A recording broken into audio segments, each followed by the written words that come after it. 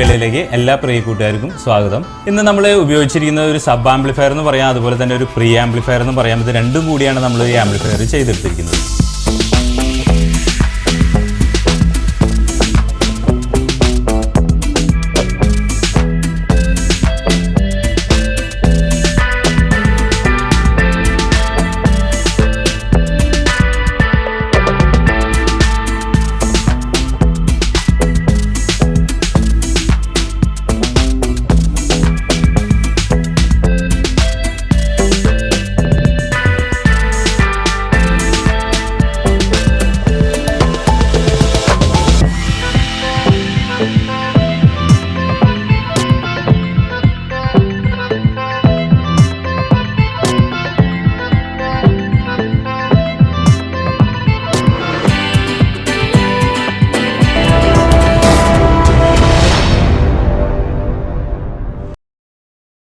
ഇതേപോലെ തന്നെ നമ്മൾ മുൻപ് ചെയ്തു, പക്ഷേ അതിൻ്റെ ഇൻറ്റീരിയൽ കാണിക്കാൻ പറ്റിയില്ല. കാരണം വെച്ച് കഴിഞ്ഞാൽ ചെറിയൊരു വാട്ടിലാണ്, നമ്മൾ 100 വാട്ടിലാണ് ചെയ്ത്. ഇത് അങ്ങനെയല്ല, ഇത് നമ്മൾ സെയിം അതേപോലെ തന്നെയാണ്. അതായത് നമ്മൾ സബ് വൂഫറിന് മാത്രം 300 വാട്ട് RMS ആണ് ഇതിനകത്ത് 6 ട്രാൻസിസ്റ്റർ വെച്ച് നമ്മൾ കൊടുത്തിരിക്കുന്നത്. ഇപ്പോൾ ഇതിൽ ഉപയോഗിച്ചാണ് ബോർഡുകൾ നമ്മൾ മെയിനായിട്ട് ഉപയോഗിച്ചിരിക്കുന്ന RBLൻ്റെ ഒരു 6 ട്രാൻസിസ്റ്റർ വരാവുന്ന ഒരു ബോർഡ് ഉപയോഗിച്ചിട്ടുണ്ട്. സബ് വൂഫറിന് വേണ്ടി നമ്മൾ ഉപയോഗിച്ചിരിക്കുന്നത് തോഷിബ 5200-1940 എന്ന് പറയുന്ന ട്രാൻസിസ്റ്ററാണ്. 6 ട്രാൻസിസ്റ്ററാണ് ഉപയോഗിച്ചിരിക്കുന്നത്. 55-055 വർക്ക് ചെയ്യുന്നത്.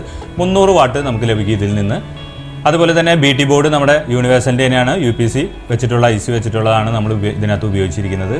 സബ് വൂഫറിന് വേണ്ടി നമ്മൾ ഉപയോഗിച്ചിരിക്കുന്നത് JRC 458 എന്ന് പറയുന്ന പ്രീ ബോർഡാണ്, സബ് പ്രീ ബോർഡാണ് നമ്മൾ ഇതിനകത്ത് ഉപയോഗിച്ചിരിക്കുന്നത്. ട്രാൻസ്ഫോമറും പവർ സപ്ലൈ ബോർഡൊക്കെ നമ്മൾ തന്നെ പറഞ്ഞ് ചെയ്യിപ്പിക്കുന്നത് തന്നെയാണ്. നമ്മുടെ തന്നെ പേരിലുള്ള പവർ സപ്ലൈ ബോർഡാണ് ഇതിനകത്ത് ഉപയോഗിച്ചിരിക്കുന്നത്. HDMI കാർഡിന് വേണ്ടി നമ്മൾ G സ്റ്റാർ എന്ന് പറഞ്ഞ് ഇറങ്ങുന്ന HDMIയുടെ ഒപ്റ്റിക്കൽ, കൊയാക്സിൽ, അതുപോലെ തന്നെ HDMI ARC ഇതൊക്കെ ഉൾപ്പെടുത്തിയുള്ള ബോർഡാണ് നമ്മൾ ഇതിനകത്ത് ഉപയോഗിച്ചിരിക്കുന്നത്.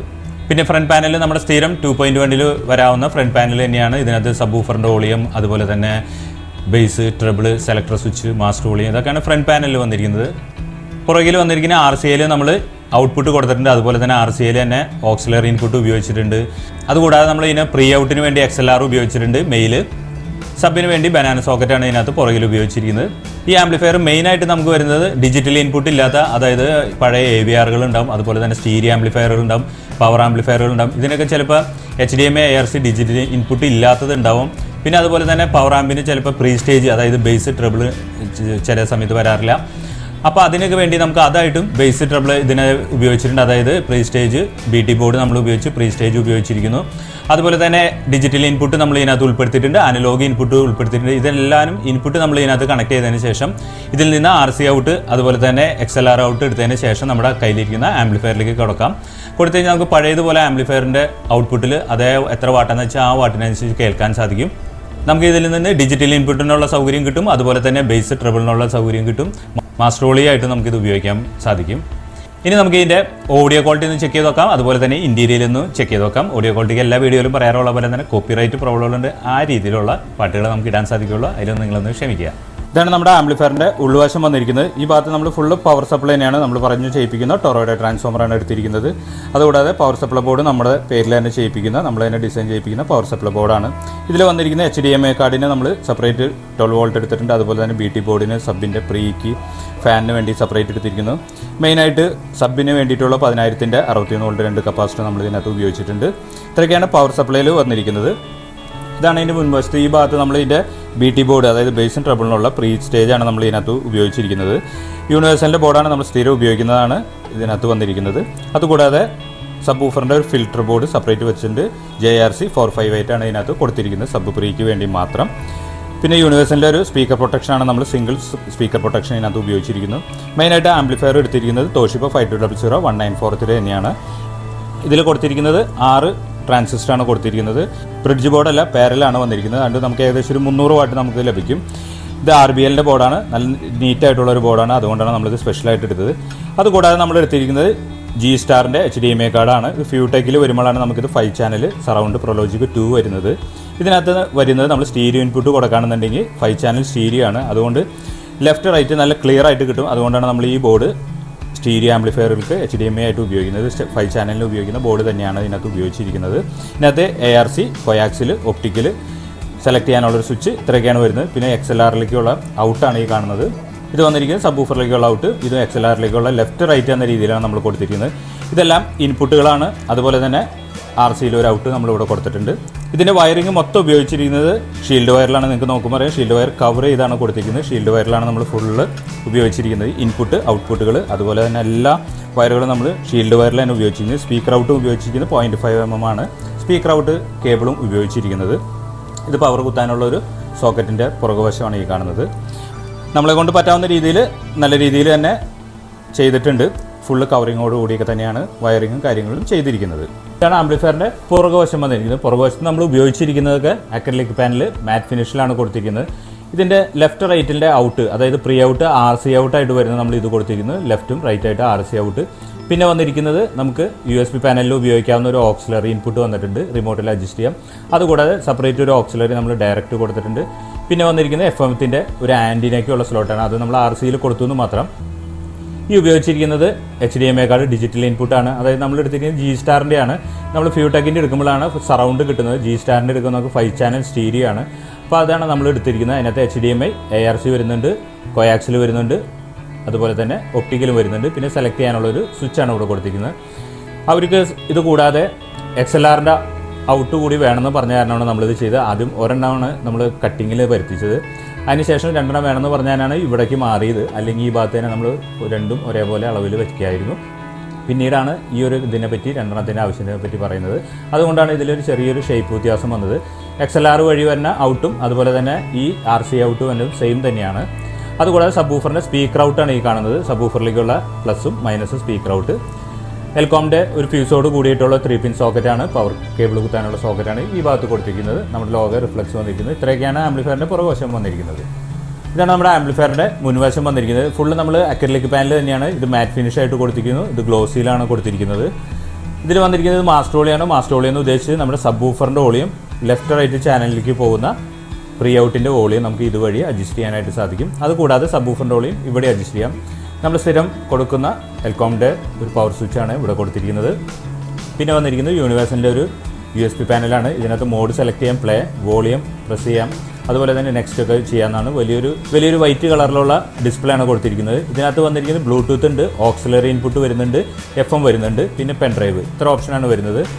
നമ്മൾ സ്ഥിരം ഉപയോഗിക്കുന്ന BT ബോർഡ് തന്നെയാണ്. അതിനകത്ത് സബ് ഊഫറിൻ്റെ സെപ്പറേറ്റ് വോളിയാണ് കൊടുത്തിരിക്കുന്നത്. ഇത് വന്നിരിക്കുന്നത് സബ് ഊഫറിൻ്റെ വോളിയം, അതുപോലെ തന്നെ പ്രീ ഔട്ടിൻ്റെ ബേസ്, ട്രബിൾ. അപ്പോൾ നമ്മൾ കൊടുക്കുന്ന പുറത്തുനിന്നുള്ള ഒരു ആംപ്ലിഫയർ നമ്മൾ ഒരു ഡിവൈസ് കണക്ട് ചെയ്യുകയാണെങ്കിൽ ഇതിൻ്റെ ഔട്ട് എടുത്തതിന് ശേഷം ആംപ്ലിഫയറിൻ്റെ ഇന്നിലേക്ക് കൊടുക്കുകയാണെന്നുണ്ടെങ്കിൽ സബ് ഊഫറിൻ്റെ വോളിയം നമ്മുടെ ആവശ്യത്തിന് വയ്ക്കുക, ബേസും ട്രബിളും ഇവിടെ അഡ്ജസ്റ്റ് ചെയ്ത് കറക്റ്റ് വയ്ക്കുക. അതിനുശേഷം ഈ മാസ്റ്റർ വോളിയം അഡ്ജസ്റ്റ് ചെയ്തിട്ടുണ്ടെങ്കിൽ നമുക്ക് ഇതിൻ്റെ സബ് ഊഫറിൻ്റെ വോളിയം, ലെഫ്റ്റ് റൈറ്റിൻ്റെ വോളിയം ഇതുവഴി കൂട്ടാനും കുറയ്ക്കാനായിട്ട് സാധിക്കും. പിന്നെ വന്നിരിക്കുന്നത് സെലക്ടറാണ്. ഈ വന്നിരിക്കുന്നത് ഓക്സിലറി ഇൻപുട്ട് കൊടുത്തിട്ടുണ്ട്, അതുപോലെ തന്നെ USB ഇൻപുട്ട് കൊടുത്തിരിക്കുന്നു. പിന്നെ വന്നിരിക്കുന്നത് ഒപ്റ്റിക്കൽ കോയാക്സിൽ HDMIക്ക് വേണ്ടിയുള്ള ഇൻപുട്ടാണ്. അതിന് താഴെ USB സ്ലോട്ടാണ് കൊടുത്തിരിക്കുന്നത്. നമ്മുടെ ലോഗോ റിഫ്ലക്സ് വന്നിരിക്കുന്നു. ഇത്രയൊക്കെയാണ് ആംപ്ലിഫയറിൻ്റെ മുൻവശം വന്നിരിക്കുന്നത്. ഇപ്പോൾ നമ്മൾ കൊടുത്തിരിക്കുന്നത് ലെഫ്റ്റ് റൈറ്റ് ബോക്സ് കൊടുത്തിരിക്കുന്നത് താഴെ ഇരിക്കുന്ന ഓങ്കിയോ എന്നാണ്. മുകളിലെ നമ്മുടെ ആംപ്ലിഫയറിൽ നിന്ന് സബ് ഊഫറിലേക്കുള്ള സ്പീക്കർ ഔട്ടും കൊടുത്തിട്ടുണ്ട്. പെൻ ഡ്രൈവിലാണ് പ്ലേ ചെയ്യുന്നത്. അപ്പോൾ അതിനുള്ള രീതിയിൽ നമ്മൾ താഴെയുള്ള ആംപ്ലിഫയറിൻ്റെ വോളിയം കറക്റ്റ് ചെയ്ത് വെച്ചിരിക്കുന്നു. മാസ്റ്റർ വോളിയായിട്ട് നമ്മുടെ മുകളിലിരിക്കുന്ന നമ്മുടെ ആംപ്ലിഫയറിൽ നിന്ന് കൊടുത്തിരിക്കുന്നു. ഇനി നമുക്കൊന്ന് ചെക്ക് ചെയ്ത് നോക്കാം. നമ്മൾ കൊടുത്തിരിക്കുന്നത് 2 6 ഇഞ്ചിൻ്റെ ബുക്ക് ഷെൽഫും 12 ഇഞ്ച് സബ് ഊഫറാണ്. പ്ലേ ചെയ്ത് നോക്കാം.